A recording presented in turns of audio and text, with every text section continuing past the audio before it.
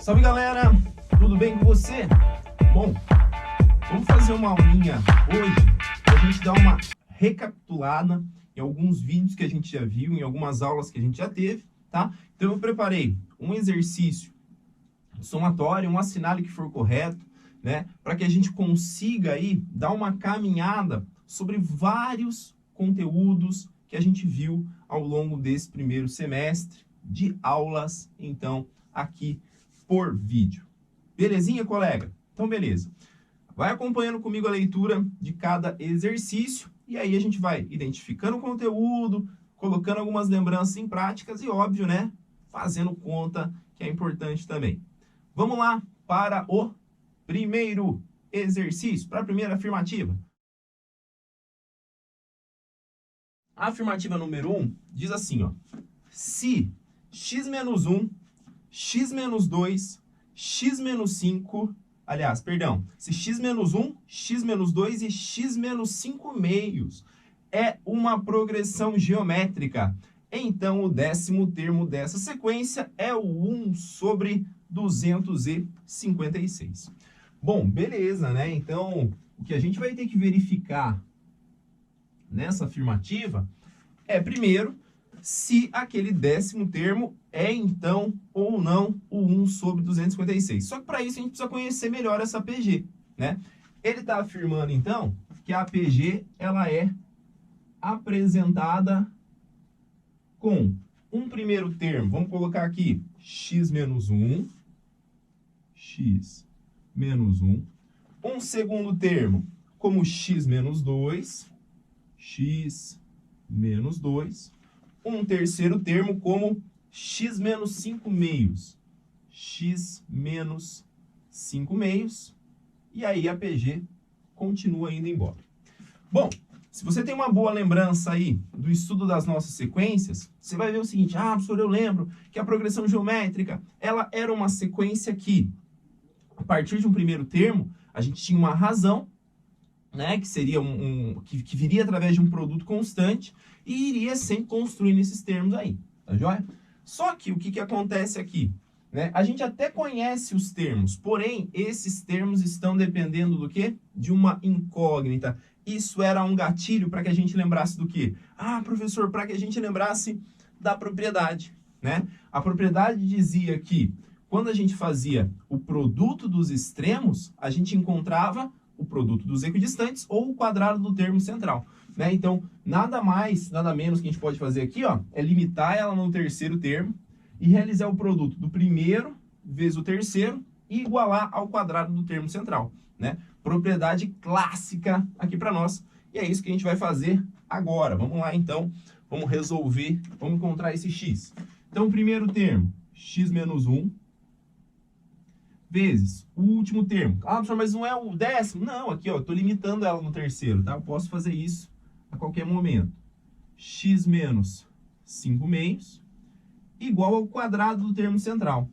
X menos 2 elevado ao quadrado, tá? Aí parou um pouquinho, né? Que agora a gente vem com a parte da matemática básica. Vamos fazer a distributiva aí, então. Lembrando que no começo, né, também do ano aí e tal, a gente também trabalhou com desenvolvimento algébrico, produtos distributivas, beleza? Vamos distribuir aqui, ó, o x vezes x e o x vezes 5 meios. Teremos lá x vezes x, x ao quadrado, x vezes menos 5 meios, professor, vai dar menos 5x sobre 2. Beleza. Distribuiu o primeiro, distribui o segundo também, ó. O menos 1 aqui também tem que ser distribuído. Claro que multiplicar por menos 1, você já está acostumado, você já sabe que isso é nada mais, nada menos que a troca do sinal. Menos 1 vezes x, então, vai dar menos x. Menos 1 vezes menos 5 meios. Menos com menos dá mais 5 meios, então. Então, fizemos uma distributiva ali. Do outro lado, o que a gente tem? A gente tem um quadrado de uma diferença. O quadrado da diferença a gente faz como? Ah, professor, quadrado do primeiro, x ao quadrado, menos 2 vezes o primeiro vezes o segundo, 4x, mais o quadrado do segundo termo. Antes que a gente se desespere e pense aí que isso aqui virou uma equação de segundo grau, você já anota aqui, ó, no membro da esquerda eu tenho x ao quadrado e no membro da direita eu também tenho x ao quadrado. Então a gente vai cortar. Cortou ali. Agora tem que juntar quem é x e quem não tem x, né? Vamos trabalhar com essa equaçãozinha de primeiro grau. Beleza? Se você até quiser pensar, você vai falar assim, professor, 5 meios é 2,5. Concorda comigo, né? Então assim, se eu estou devendo 2,5 e estou devendo 1 inteiro, quanto que eu estou devendo? Ah, eu estou devendo 3,5. Beleza? Né? Se quer trabalhar com decimal, pode ser também. Estou devendo 3,5. Esse menos 4x vai passar para lá mais. Então, ó, se você estava devendo 3,5 e está pagando 4, vai sobrar quanto para você? Ah, professor, vai sobrar 0,5, ou seja, meio. Então, fazendo a operação com os x, ó, a gente já consegue chegar em x sobre 2. Tá? Se você quiser também, pode tirar o mínimo dos dois lados se achar mais seguro. Aí, o que eu tenho também? Ó? Esses 5 meios, o nosso 2,5, vai passar para cá negativo. Né? Então, se eu tenho 4 e passo para lá menos 2,5, vai sobrar quanto? 1,5. E 1,5 na forma de fração, você consegue dizer para mim quanto que é? 1,5 é 3 sobre 2 aí então. 3 sobre 2. Beleza? Fiz de um jeito um pouquinho mais rápido, mas ela te impede de tirar o mínimo dos dois lados ali e fazer de um jeito um pouquinho mais passo a passo. Beleza? Vou cortar o denominador que é igual e a gente chega na condição que o nosso x vale 3. Querido, entenda assim, ó, o x não é a sua resposta, né? O x é um dos elementos da nossa PG aqui. Tá, professor, então quer dizer que o primeiro termo é x? Não, ó. Quer dizer que o primeiro termo é x menos 1. Então, o primeiro termo dessa PG seria 3 menos 1, que vale 2, então, beleza? O segundo termo seria quanto? 3 menos 2 é 1. Né? Você fala assim, pô, professor, mas eu não quero substituir mais. Ué, pensa na razão. 2 vezes quanto que dá 1? Ixi, mas como é que ele está multiplicando e está diminuindo o valor? Porque ele está multiplicando por uma fração, né? Aqui seria uma razão de 1 meio. Então, beleza? Então, você tem ali uma PG que o primeiro termo vale 2 e uma razão que vale meio. Aí, se o cara quer o A10, agora ele pode apertar o que ele quer. Só tem que lembrar o quê? Fórmula do termo geral. Como é lá a fórmula do termo geral da progressão geométrica? Você lembra? A fórmula do termo geral diz assim, ó. AN, no caso, A10, né, que é o cara que a gente busca, será igual a 1 vezes a razão elevado a n menos 1. No nosso caso, como o n vale 10, n menos 1, 10 menos 1, 9. Beleza? Só substituir os dados, então. Logo, o nosso A10 seria igual. O primeiro termo a gente calculou ali, substituindo x, vale 2. A razão é 1 sobre 2, então vou colocar aqui, ó, 1 sobre 2 elevado a 9. Tá joia? Claro que você vai falar, pô, professor, isso aqui ficaria 2, né? Porque o 1 elevado a nona é 1 mesmo, e embaixo 2 a nona. E ficaria, então, 2 em cima e 2 a nona embaixo, ó. A décima é igual a 2 sobre 2 a nona.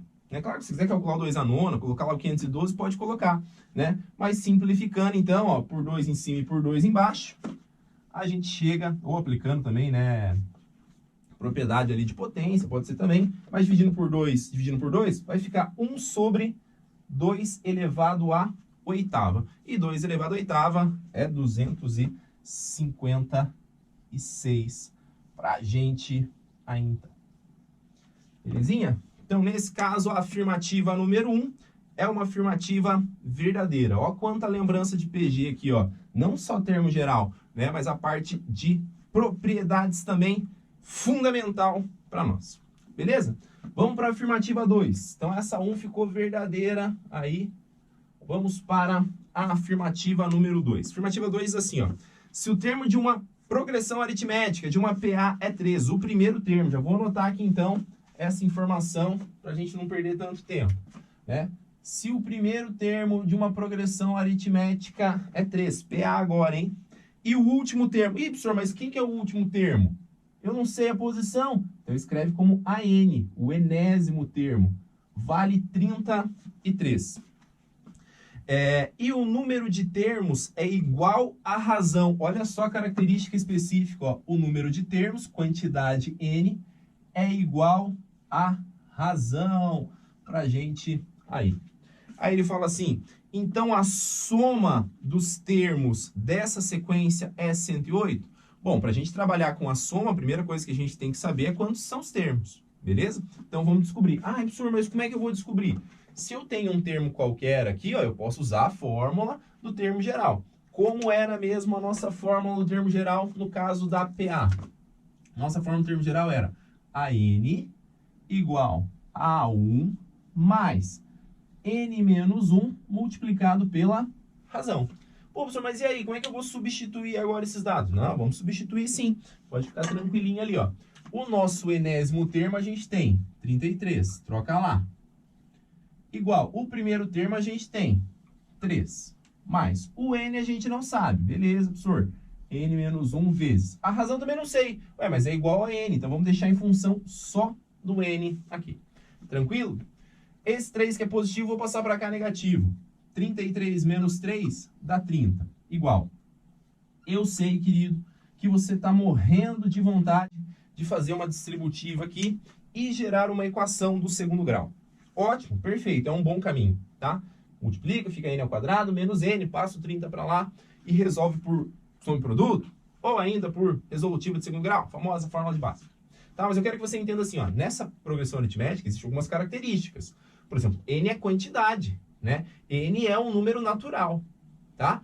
Então, se eu te desafiar a pensar assim, ó, 30 é igual ao produto de n menos 1 vezes n, ó. Note que aqui é n e aqui é n menos 1, ou seja, esses dois valores são valores consecutivos, ó. Esse aqui é um menor. Eu sei que o n é natural, eu sei que ele é positivo, representa a quantidade para mim, tá joia? Então, se eu perguntar para você assim, cara, qual é o produto entre dois números naturais consecutivos que você consegue encaixar aqui, ó, que dá 30? Eu tenho certeza que você consegue fazer isso de cabeça. Qual seria? Né? Eu falo assim, ah, professor, seria o 6 vezes 5, ó. Então, se é 6 vezes 5, quer dizer que isso daqui, esse parênteses, deve ser o 5, e esse cara que é o maior, tem que ser o 6. Consequentemente, ó, o n vale 6. Ah, professor, mas daí não é uma equação de segundo grau? Não estou excluindo uma resposta? Tá, mas você não ia ter um valor negativo aqui, então. Beleza? Então, ó, deu para fazer de uma maneira mais intuitiva isso, mas nada te impede também de fazer a distributiva e chegar no valorzinho por Bhaskara ali. Tá? Então, quer dizer que o nosso n, né, a quantidade de termos e a razão, né, ambas são iguais a 6.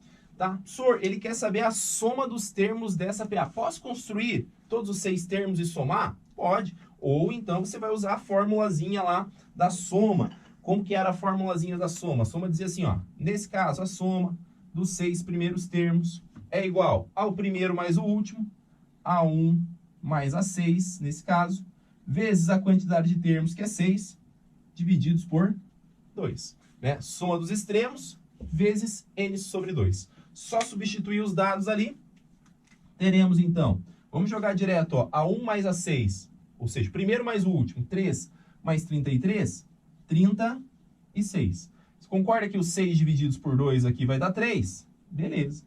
E 36 vezes 3, se fosse só o 30 vezes 3, era 90, tem o 6 vezes 3, que dá 18, 90 com 18, 108. E a nossa afirmativa é uma afirmativa verdadeira também aí para nós. De boa? Tranquilinho até agora? Bem de boa, né? Então, PA e PG para a gente dar uma lembrada aí bem importante para nós.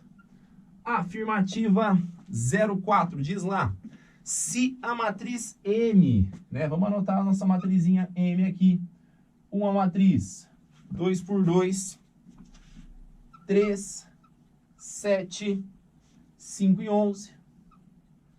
3, 7, 5 e 11. Se essa é a matriz M, então a soma dos elementos da inversa de M vale quanto? Ó, ele quer saber o seguinte. Descobre aí para nós os elementos da inversa, que até então eu não sei, né? Vou colocar aqui aleatório assim, ó, tipo Azinho, Bzinho, Czinho e Dzinho, e soma esses valores aí e vê se bate com o que ele está dizendo, tá? Bom, conceitualmente, eu quero aproveitar até para aproveitar essa afirmativa para a gente ver um algoritmo, ver uma regrinha bem rápida aqui, ó. Mas conceitualmente, o que eu sei sobre matrizes inversas? Tá? Para a gente determinar de uma maneira formal a matriz inversa, a gente sabe que o produto entre uma matriz e a sua respectiva inversa deve gerar a matriz identidade. Né? Então, nesse caso, se a gente fosse fazer de um jeito mais formal, eu teria que fazer o produto entre essas duas matrizes e igualar a identidade, que é aquela que tem a diagonal principal formada por 1 e o resto dos elementos iguais a 0. Tá? Só que daí isso ia gerar para a gente o quê? Dois sistemas, né, lineares de 2 por 2 para resolver. Daria um pouquinho de trabalho, mas resolve também, de boa, né? E dá até para dar uma estudada melhor no produto, lembrar a matriz de identidade. Mas no caso da 2 por 2, né, existe um macetinho para isso, existe aí um algoritmo mais fácil. Como que a gente faz para determinar a matriz inversa de uma 2 por 2? A gente lembra aquela regrinha que diz assim, ó, na diagonal, opa, deixa eu pegar no original aqui, ó. Na minha diagonal principal, a gente vai fazer a troca da posição dos elementos, tá? Então, a primeira coisa que a gente faz é isso. Na diagonal principal, ó, o P de principal, faz a troca da posição. Então, ó, o 11 coloca lá em cima e o 3 coloca aqui embaixo, beleza? Esse é um detalhe importante. E na secundária, né, na diagonal aqui, ó, secundária, a gente vai lembrar desse S e vai colocar aqui, então, a troca do sinal, beleza? Então, na diagonal secundária, S de secundária, troca-se o sinal. Então, mantém o 7 ali, só que troca o sinal para menos 7, mantém o 5, troca o sinal para menos 5. E aí vinha a cerejinha do bolo. Qual que é a cereja do bolo? A gente vai precisar dividir todo mundo aqui pelo determinante da matriz original. Então, a gente vai ter que dividir todo mundo pelo determinante de M, tá? E o determinante de uma matriz 2 por 2, ó, é muito fácil, né? Você faz o produto da principal, 3 vezes 11, 33, e faz o produto da secundária, 7 vezes 5 dá 35, só que troca o sinal, né? Menos 35. Então, o determinante da original deu pra gente menos 2. Então, você chega aqui e divide todo mundo, ó, por menos 2, menos 2, menos 2 e menos 2. Né? E está determinada a matriz inversa. Claro, né, você vai ter que dar uma ajeitadinha melhor nisso, né, principalmente em relação aos sinais ali, mas essa seria a nossa matriz inversa, um jeito muito mais rápido e prático de construir. Tá? Para verificar se a afirmativa é verdadeira ou não, ele pede para a gente somar os elementos. Então, vamos somar. Ó. Primeiro, 11 divididos por menos 2 vai dar menos 11 meios. Aqui, ó, o menos com menos dá mais, beleza? Né? Então, mais 7 meios. O menos com menos também dá mais 5 meios. Aqui, o mais com menos dá menos 3 meios. Né? Como é uma soma e uma subtração de fração, todo mundo está embaixo do mesmo denominador, que vale 2, beleza? Vamos só repetir. Aí a gente tem aqui, ó, de negativo, a gente tem o menos 11 para juntar com o menos 3, que dá menos 14. Né? E de positivo a gente tem o 7 com o 5, que dá 12. Menos 14 com menos... menos 14 com mais 12 vai sobrar menos 2. E menos 2 divididos por 2 dá menos 1. E tá lá nossa afirmativa, então, verdadeiríssima para nós. Tranquilo? Belezinha até agora, né? Então, ó, lembrando aí também a parte conceitual de matriz, né?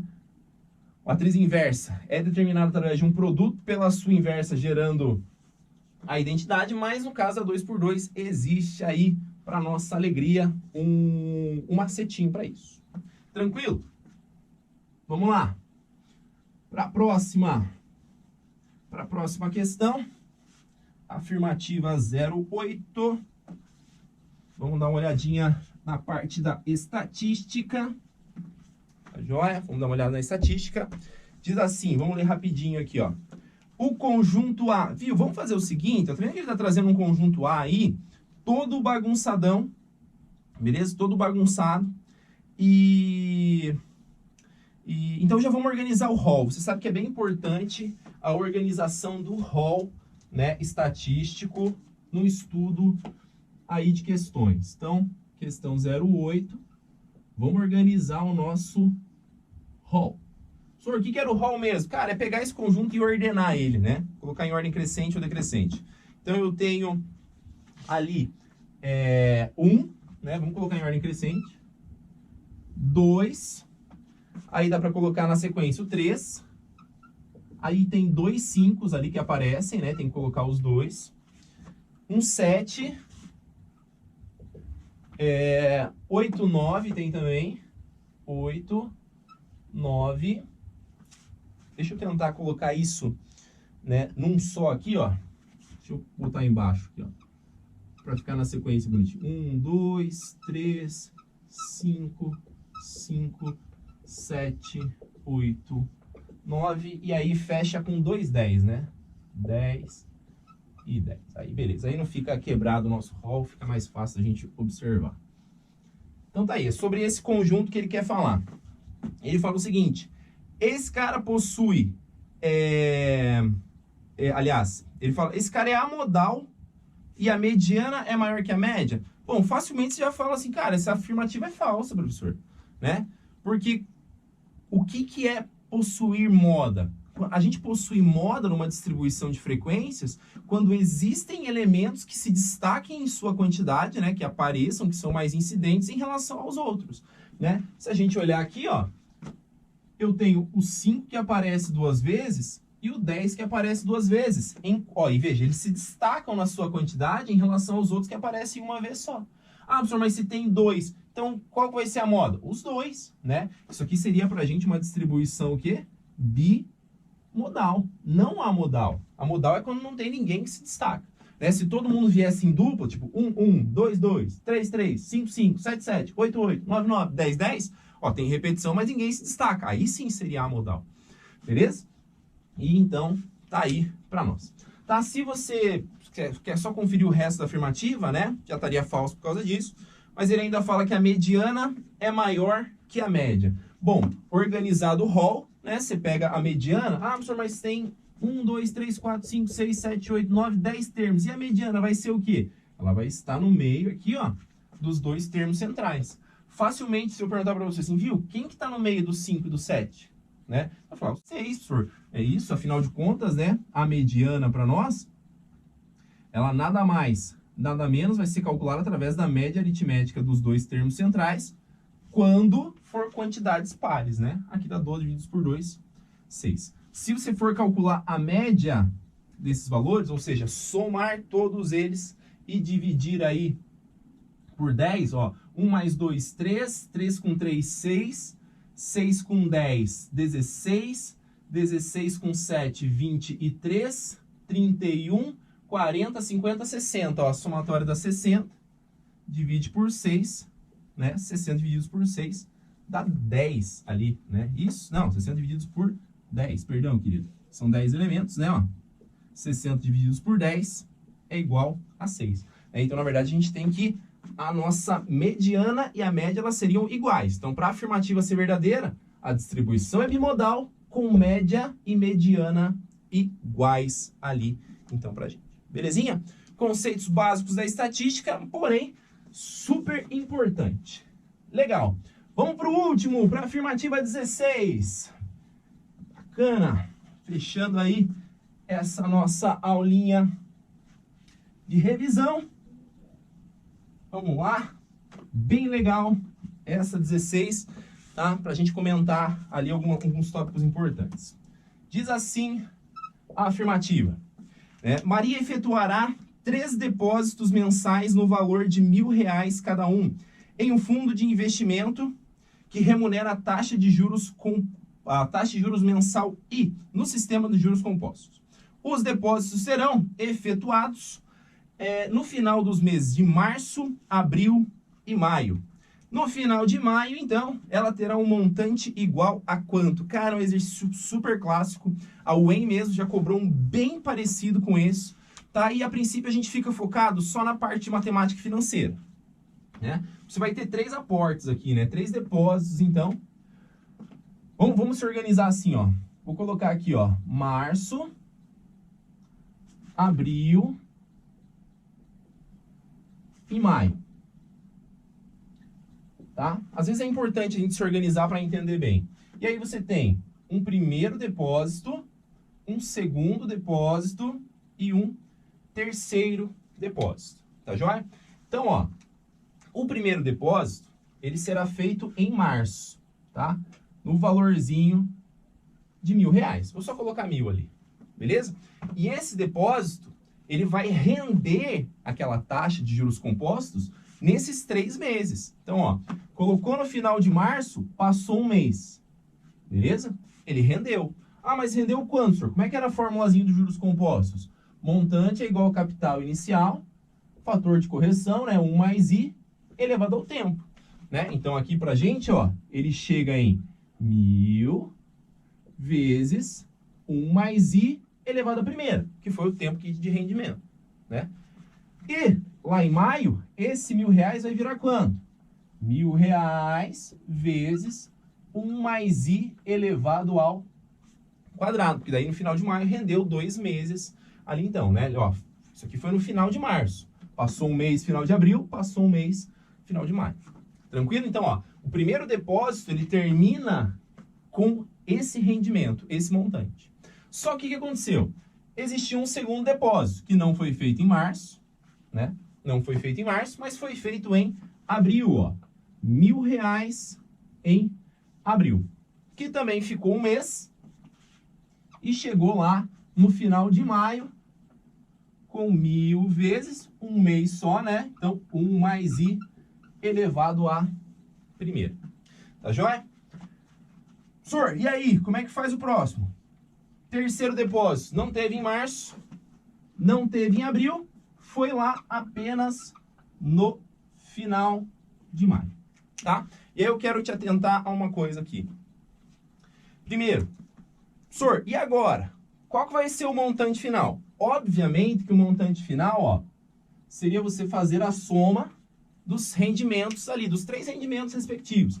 Tem que somar 1.000 com 1.000 mais, com 1.000 mais 1.000 vezes 1 mais I, mais 1.000 vezes 1 mais I ao quadrado ali pra gente. Só que aí tem um problema muito grande.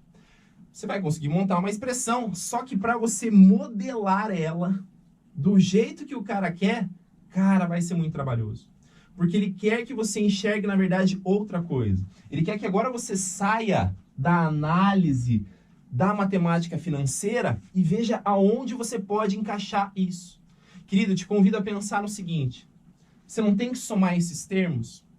Veja, você tem que somar o 1.000 com 1.000 vezes 1 mais I. Depois tem que somar o 1.000 com vezes 1 mais I elevado ao quadrado. Esse é um exercício clássico do que, ó? De progressão geométrica, né? Enxergue isso como uma progressão geométrica, ó, onde o seu primeiro termo vale 1.000 e se o segundo termo vale 1.000 vezes 1 mais I, você vai falar assim, opa, então é porque multiplicou por quanto? Ou seja, qual é a minha razão aqui, ó, né? A minha razãozinha seria justamente o 1 mais I, ó. É uma PG para nós. Tá? De quantos termos? De 3 termos, né? Não vou nem escrever o resto aqui. Então, professor, para modelar do jeito que ele quer, eu vou usar a soma de finitos termos da PG. Como que é a soma de finitos termos da PG? Sn é igual a 1 vezes a razão elevado a n menos 1 sobre a razão menos 1. Tá? Aí é só substituir os valorizinhos ali então para nós. Vamos substituir para a gente fechar essa aula? Então teremos lá, ó, no lugar do A1, então a soma dos 3 depósitos aí. No lugar do A1, 1.000 vezes, no lugar da razão ali, ó, vamos colocar assim, tá? No lugar da nossa razão, 1 mais I, 1 mais I, elevado a quanto, professor? Elevado a terceira, que é o N, menos 1, tá joia? Tudo isso sobre a razão menos 1, viu? A tua razão não é 1 mais I? O que vai acontecer se você colocar 1 mais I menos 1? O 1 daqui com o menos 1 de lá vai cortar e vai sobrar pra gente somente o I ali, ó. Veja, ó, sai bonitinho do jeito que ele escreveu ali então para nós, tá? Então, cara, isso é muito clássico, tem um exercício da UEM, que ele faz referência a Marcelo, se não me engano, fez alguns depósitos, acho que foi durante um ano, tem que usar a mesma interpretação aí. Beleza, colega? Então a gente passeou sobre vários tópicos aí importantes, tá joia? E eu espero que você consiga lembrar aí de todos e na dúvida, nos procure, por favor. Então, foi um prazer inenarrável compartilhar esse tempo com você. Um abraço no seu coração e até a próxima. Tchau.